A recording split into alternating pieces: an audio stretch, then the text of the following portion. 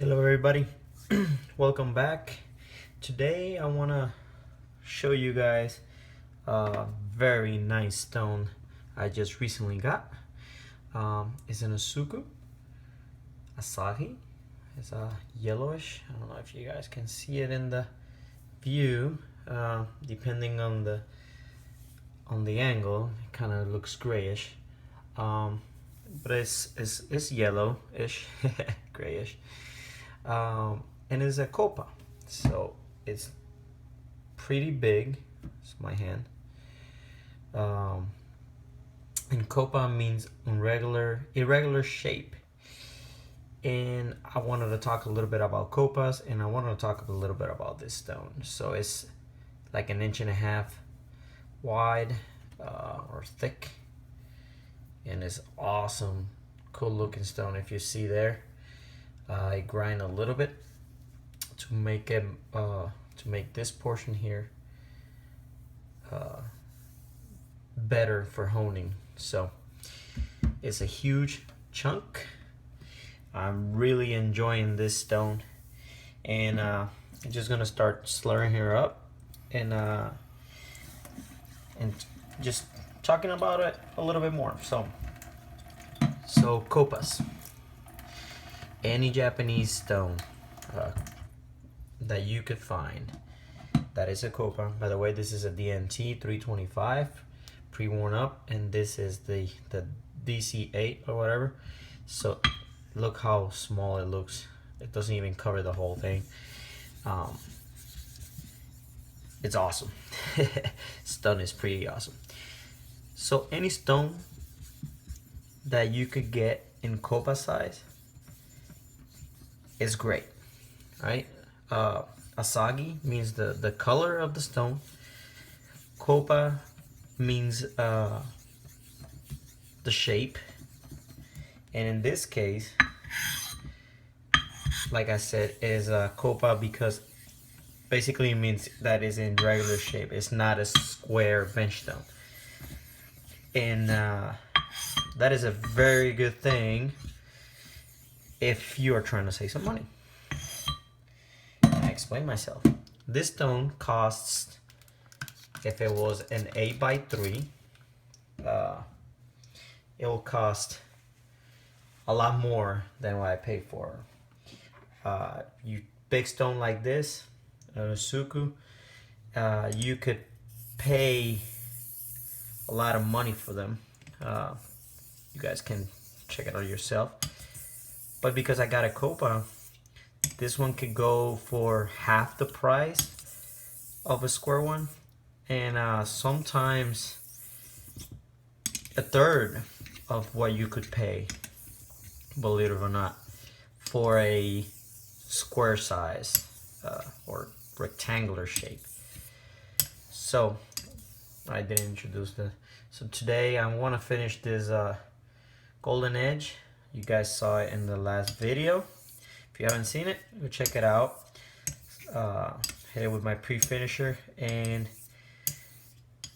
now I want to finish it with this stone. So I honed 2 racers last night with it. I shade tested them this morning, and this stone is awesome. What an awesome shave they provided. The edges were just perfect, just what I like. The stone is pretty hard, not the hardest stone you will find out there. It is not scratchy. How some people complain about those Ozukus that could be scratchy. I finished one of those racers. I finished it on just plain water, and it was just excellent. I haven't tried to do a one hone stone or on this racer yet. Might try in the future, but I don't see myself needing it now that I have that ginormous mid-level pre-finisher JNAT Japanese stone that you saw in my other video. So if this stone was like my previous video, that ginormous Awasido this would be a very expensive stone. But because it wasn't, I save quite a bit of money. It will perform great. I could cut it and still have a very decent size squared or rectangular stone, but I kind of like to hone on it. It makes it more interesting. Kind of go with the curve of the stone. Doesn't make it harder in this case. This little point here, I can still go all the way to it and start all the way up there. Just have to make sure that you round off the edges, right? So you don't catch that edge. So right now, I raised the slurry. If you haven't seen any of my other videos, I usually raise the slurry with a DMT on my J-nuts, and I start working myself into plain water. And then if I have a Tomo, which I do have, I'll raise a light slurry with that, and that will be for my finishing touches. Might not do all that here to keep this video a little bit shorter, but I don't know if you had noticed, the slurry used to be nice and white. Now it's darker gray, so it cut really well. Not too fast, not too slow, just excellent in my book.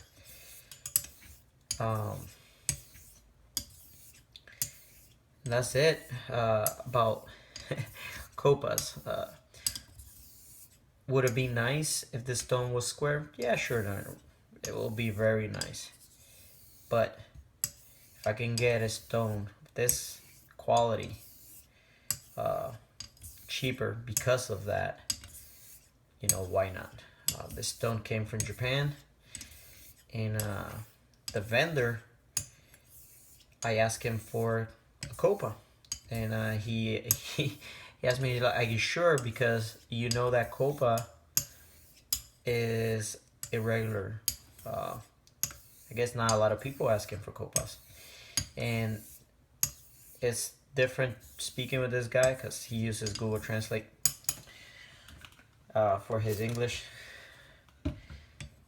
So this came to his shop, and he told me it's gonna be this price, and it's gonna be that price because it's not squared off, you know. He told me he could square it off and make it, but I will lose a lot of real estate. I could cut it like right there and make some tomos, but I don't need it. I already have tomos, and I have nagaras and all that, so I don't need it. That could be one of your things you could do if you get a chunk like this. But look how big this stone is and all the real estate I still have left over there. In the future, I will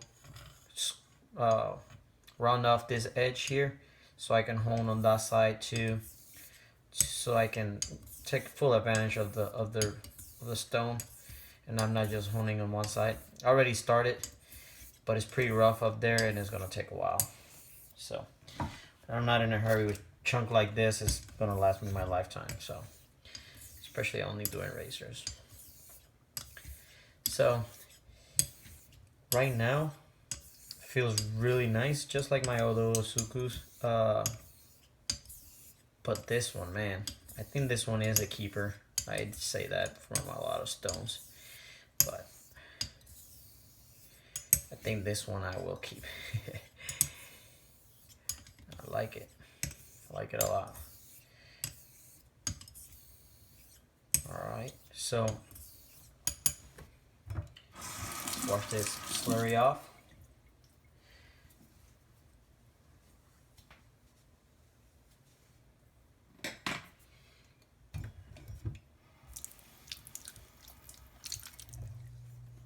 Hopefully it doesn't get really shaky when I'm racing this slurry. So what I'm gonna do is, I have this slurry stone.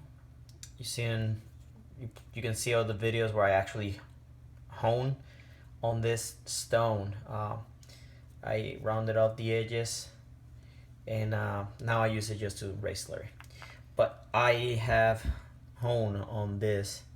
I can pretty nice. And I think it's still harder than the base stone, which is perfect. Because I want a nice slurry that is nice and thin. Not like the DMT that I had to work it out. So, when you're raising slurry like this, concentrate on the little advice, I guess. You can take it or not. You concentrate on these edges, on the sides that you don't hold much, that you're not touching. That way you are kind of like lapping it, you know? See, if you're doing it in the center, see a lot of people do it a lot in the center. That's where you're honing the most. So if you do it over here, especially if your Tomo is harder than your base or about the same, do it on the spots that your razor is not touching, and that's probably good enough.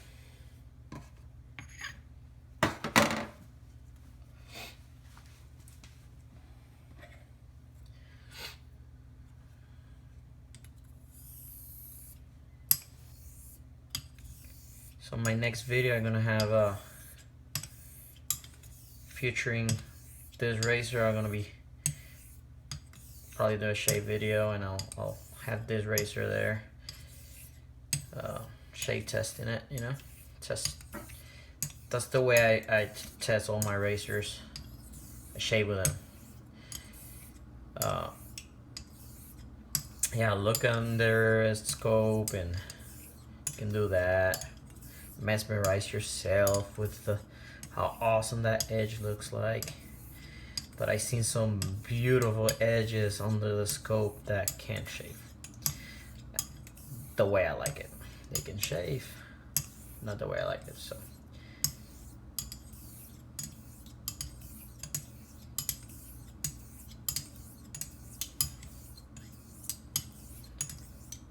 right now I'm just gonna work this, and I'm not applying any sort of pressure, just making sure that I am moving that slurry around. That's why I love only with slurry, because you can see what you're doing. And a good example is, I don't know if you guys are gonna be able to see it, but I'm gonna do this on purpose. I'm not gonna do a very good stroke. Like if I do that, and there's slurry there, and there's a line here, that means that I lifted it. It means that it didn't do that. See that? There's a difference between that. Let's see if I can do it again. And like that. You don't want that. You want to drag the entire time. You want to bring that slurry. Okay.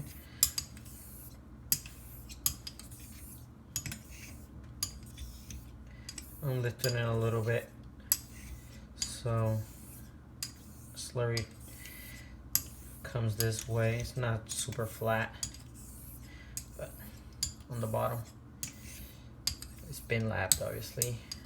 I don't hold on lap stones.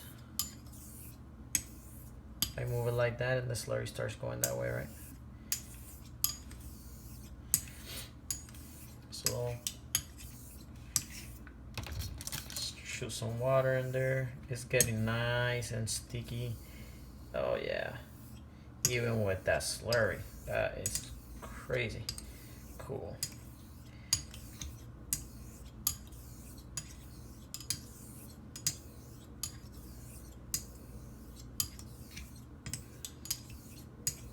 Couple more minutes. I don't want this video to go forever.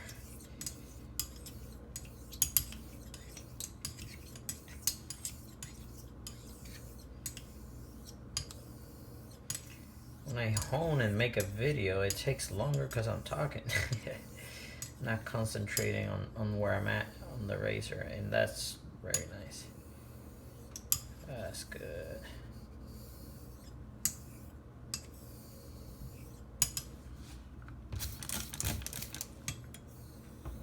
There you go.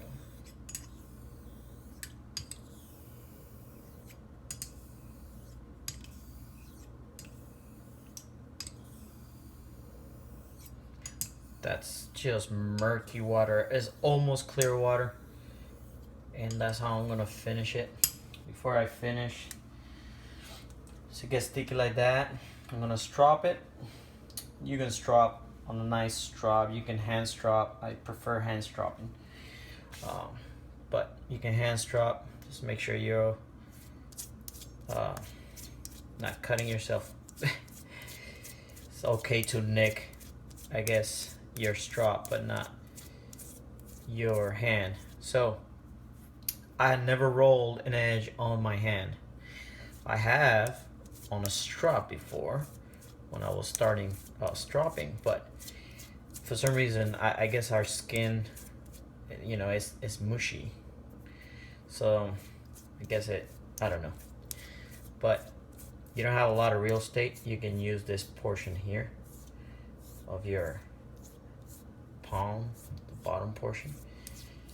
I've seen some people that go the entire fingers like that. Just make sure that you don't have kids around so they're pulling your leg or something like that.